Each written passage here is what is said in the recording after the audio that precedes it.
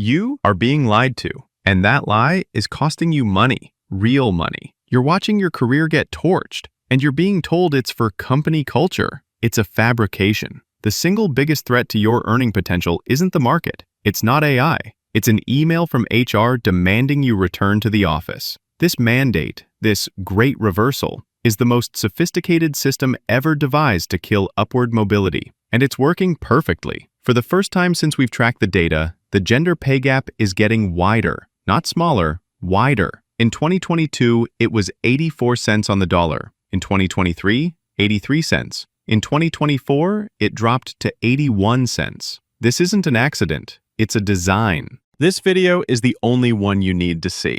I'm going to break down the real reasons you're being forced back, the 3 hidden mechanisms they're using to underpay you, and the data that proves it's all built on a lie. The accidental fix. For 2 years, we ran the largest workplace experiment in human history. And what happened? The game, for the first time, wasn't completely rigged. Prime-age women's labor force participation hit record highs. People with kids, people with disabilities, people with long commutes. Suddenly, you were judged on your output, not your attendance. You didn't have to choose between being a good parent and a top performer. You could be both. The 2-hour commute was gone. The pointless meetings became emails. The second shift, the unpaid full-time job of running a household that women still do 2.1 times more than men, it didn't disappear, but it became manageable. You could throw in a load of laundry between Zoom calls. You could be there when your kid's bus dropped them off. You could manage a sick parent's doctor's appointment. And your performance? It skyrocketed. But the C-suite hated it. Why?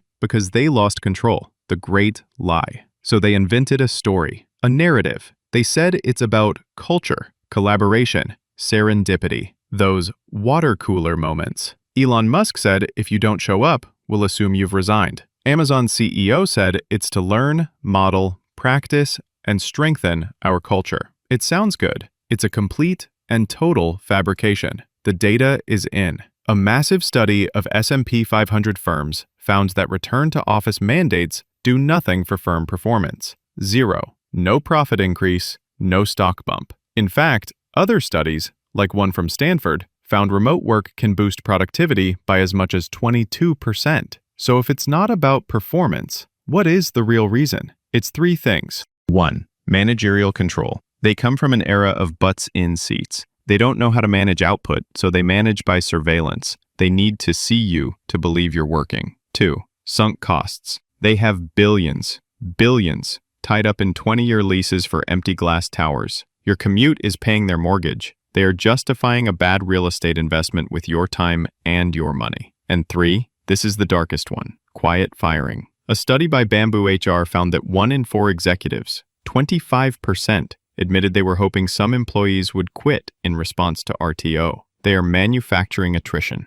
It's a cheap, easy way to cut headcount without the bad press and the severance packages. They are making your life miserable on purpose, hoping you'll take the hint and leave. And this lie, this power play, is executed through 3 hidden mechanisms designed to push women out and down. The invisible pay cut. This is the first trap they set. The second you walk back into that office, you are poorer. You're spending $50, $60 a day. That's an extra $5,000 to $6,000 a year gone. It's on gas, tolls, public transit, parking. It's the $18 salad you have to buy because you didn't have time to make lunch. It's the new work clothes you have to buy. That raise you got last year evaporated. But that's not even the real trap. The real trap is childcare. In 41 U.S. states, the average cost of infant care is more than in-state university tuition. A single parent can expect to spend up to 35% of their entire income on childcare. When you worked from home, you had flexibility. You could manage school drop-offs, pickups. Now, that 2-hour round-trip commute means you need 2,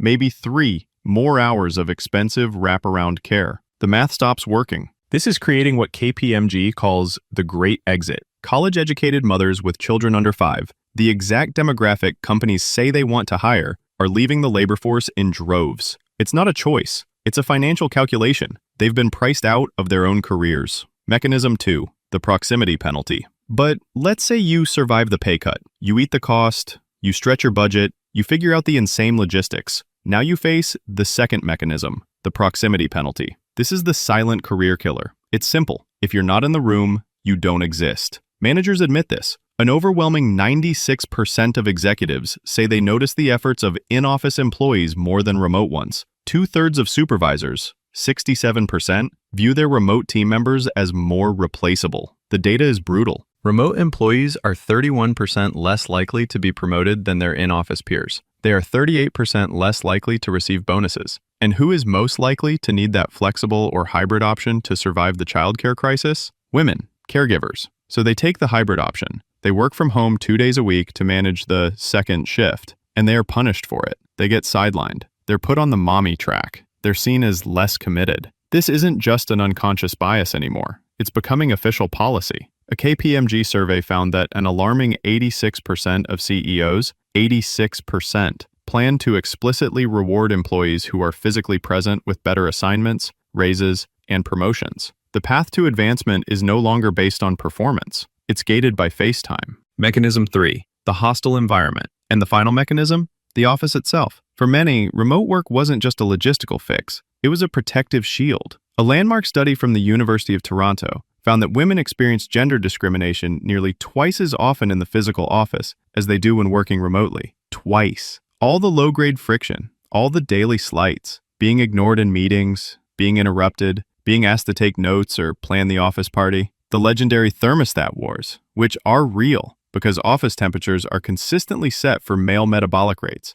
leaving women freezing at their desks. The constant low-level stress of navigating a male-dominated physical space, the unwanted comments, the subtle pressure. Remote work stripped that away. It made gender less salient. It forced people to judge you on one thing and one thing only, the quality of your work. The office brings all that toxicity, all that bias, all that friction right back. It's a less productive, more stressful, and psychologically unsafe environment for millions of women. The system is working perfectly. Do you see the machine? It's perfect. Mechanism 1. The invisible pay cut and the childcare crisis push women out of the workforce. Mechanism 2.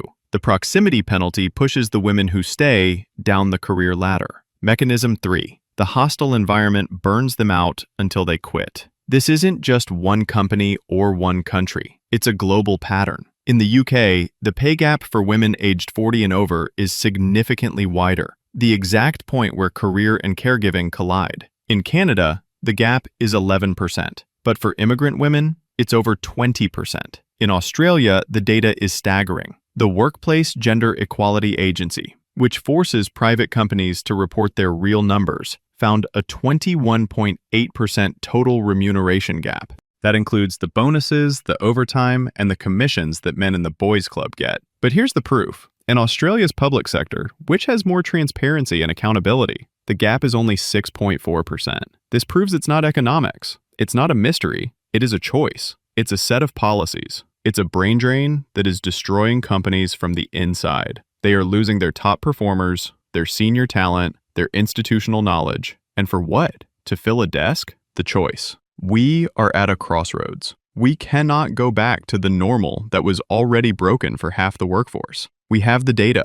We ran the experiment. We know flexibility works. We know it drives equity. We know it boosts productivity. The future of work is not about presence. It's about output. It's not about surveillance. It's about trust. The companies that understand this, the leaders who embrace this, they will win. They will attract the best talent on the planet. The ones that cling to the past, to their empty buildings and their broken models of control, they will lose. They will lose their best people, and they will deserve it. Don't let them tell you this is about culture. It's about control, and it's about money. Your money. The old way is over. The choice is whether to build a new one that actually works or get left behind in a system designed for you to fail.